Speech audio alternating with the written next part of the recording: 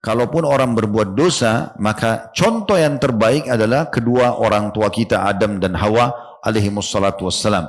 Mereka tahu Allah itu Tawwab, zat yang selalu menerima taubat hambanya.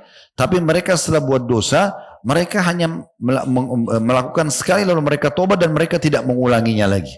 Ya, walaupun kalau ada di antara anak Adam atau manusia yang melakukan dosa, kemudian dia meninggalkan, dan ternyata setelah sekian tahun dia terjerumus lagi dalam dosa, lalu dia tobat lagi, selama dia tidak niat mempermainkan tobat, bisa saja Allah subhanahu wa ta'ala menerima.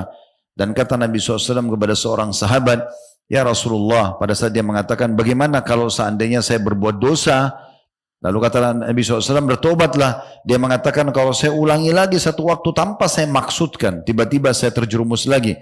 Kata Nabi SAW, bertaubatlah. Orang itu mengatakan, bagaimana kalau satu waktu nanti saya tidak tahu kapan dan tidak maksud sebenarnya, tapi tiba-tiba terulang lagi. Kata Nabi SAW, taubatlah. Allah tidak akan pernah jenuh sampai kalian jenuh. Tapi di sini saya bilang tadi, jangan ditunggangi, oh kalau gitu saya buat-buat dosa aja toh nanti Allah akan terima taubat. Karena dua alasan kita tidak boleh menunggangi itu. Yang pertama, bisa saja kita tidak sempat taubat dan meninggal. Lagi maksiat lalu meninggal, sehingga tidak sempat bertaubat. Yang kedua, ini seakan-akan mengolok-olok hukum Allah subhanahu wa ta'ala.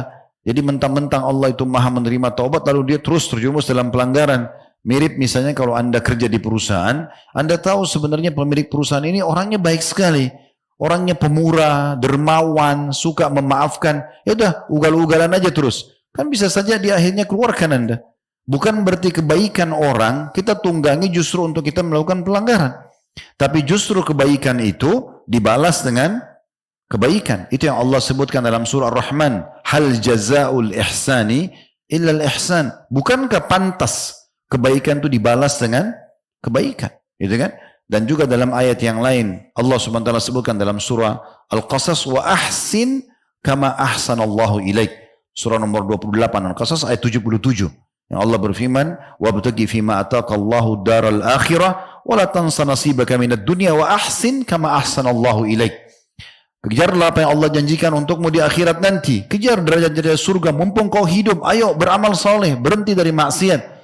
Dan jangan lupa bagianmu dari dunia. Boleh makan, minum, bekerja, menikah, tapi cara-cara yang dibolehkan dalam agama, dan berbuat baiklah sebagaimana Allah telah berbuat baik kepadamu.